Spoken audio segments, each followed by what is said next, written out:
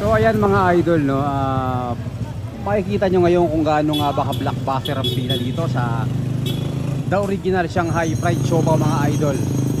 Matagpuan yan mga idol siyempre sa kahabaan ng Ongpin 828 Ongpin Street mga idol. Ayan o, The Original Fried Siopaw, one and only branch since 1985. Meron silang katabi mga idol na ayan o, yung Lingnam Fried Siopaw, no? Original from Hong Kong din naman to, Hong Kong style fried siopaw mga idol. Pero iba pa rin mga idol. Pansin nyo, di ba?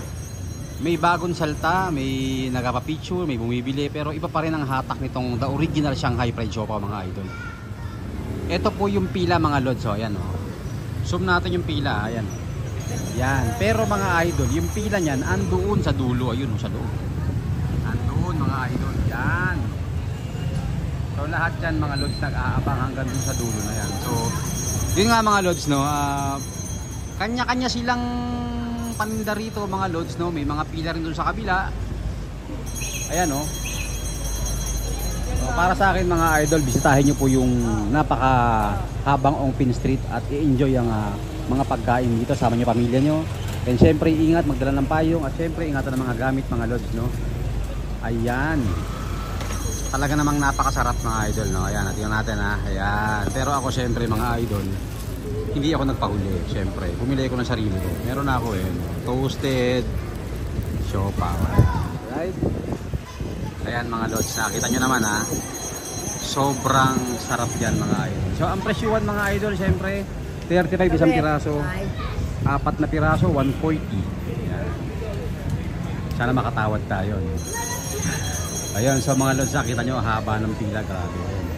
Nag-aabang yung mga tao, paganyan ng pila, papunta dyan, hanggang doon sa loob. Sa bungad lang. Ayun si ating nakagreen ng tingin ko parang may-ari. Diba? Saya-saya mga lods, no? So family bonding mga idol, sabi niyo buong pamilya, diba? Ingat lang, madala ng payong, at syempre maglaan ng konting pasensya dahil napakahaba po ng pila dito sa Ongpin Street. Right, so mga lods, muli maraming salamat. Konting pahapyaw lang yan mga idol, no? Para makita nyo ang kaganapan dito sa Ongpin Street mga idol. Ayan, isa pa. Ayan yung pila mga idol. Hanggang dulo yan mga lods. So shoutout din kay Ate sa kabila, no? So dito sa pila na to dyan mga idol, meron nakita na palabok dyan. Masarap ang merienda dyan minsan mga idol. Subukan nyo rin mga pagkain Pinoy. Bukod dyan sa ating Shanghai Fried Siopaw, meron tayong palabok dyan. Ayan si ate, mamaya interview natin yan, pero baka kapusin ako ng oras mga lods. Medyo matraffic lang sa mga magpa-park at sa mga may sasakyan dyan, no? So good luck. Ayan, no? Daming meron, no? Ayan sila, oh.